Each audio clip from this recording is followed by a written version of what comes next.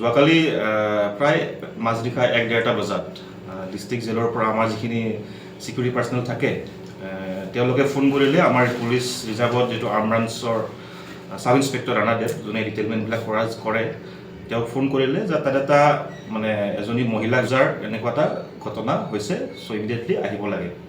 চ' সেইমতে আমাৰ arm branch inspector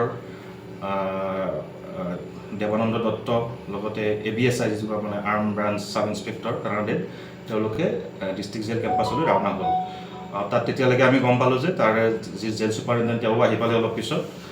তাত এজনী জেলৰে ষ্টাফ দুজন মানে এজনী মহিলাক চলাইছিলে, মহিলাজনীকো তাত আছিলে আৰু লগতে আমাৰ যি চিকিউৰিটি ষ্টাফ তেওঁলোকে এই অভিযুক্তজন মানে ৱাৰ্ডাৰ হয়, তেওঁলোক জেলৰ ৱাৰ্ডাৰ হয়, তো তেওঁলোকক ধৰি তাত থৈ দিছিলে।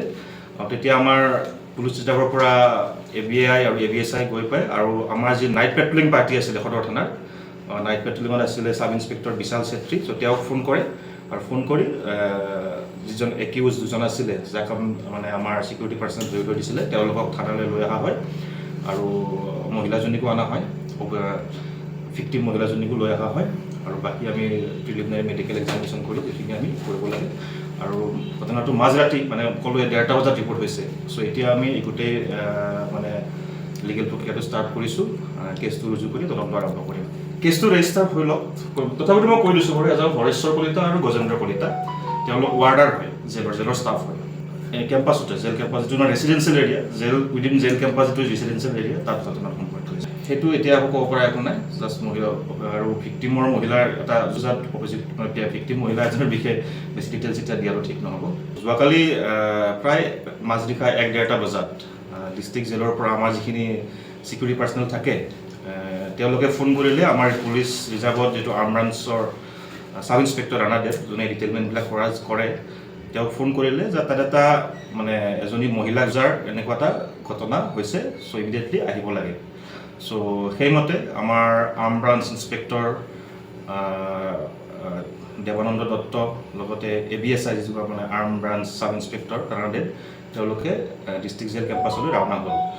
তাত তেতিয়ালৈকে আমি গম পালোঁ যে তাৰে যি জেল ছুপাৰিণ্টেণ্ডেণ্ট তেওঁ আহি পালে অলপ পিছত।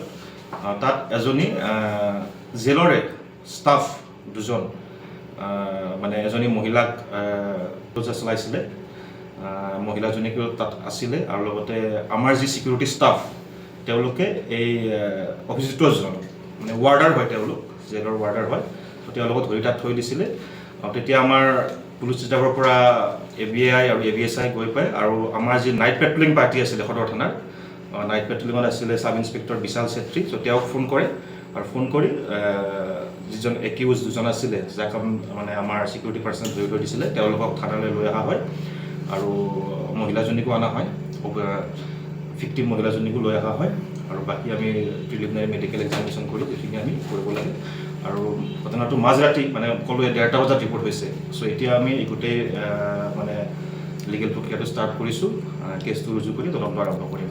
কেছটো ৰেজিষ্টাৰ হৈ লওক, তথাপিতো মই কৈ দিছোঁ বাৰু এজন হৰেশ্বৰ কলিতা আৰু গজেন্দ্ৰ কলিতা তেওঁলোক ৱাৰ্ডাৰ হয়, জেলৰ ষ্টাফ হয়। কেম্পাছতে জেল কেম্পাছ যিটো residential area, jail within jail campus যিটো ৰেচিডেঞ্চিয়েল এৰিয়া তাত ঘটনা সংঘটিত হৈছে। সেইটো এতিয়া আকৌ ক'ব পৰা একো নাই, জাষ্ট মহিলা আৰু ভিক্টিমৰ মহিলাৰ এটা যুঁজাত ভিক্টিম মহিলা এজনৰ বিষয়ে বেছি ডিটেইলছ এতিয়া দিয়াটো ঠিক নহ'ব।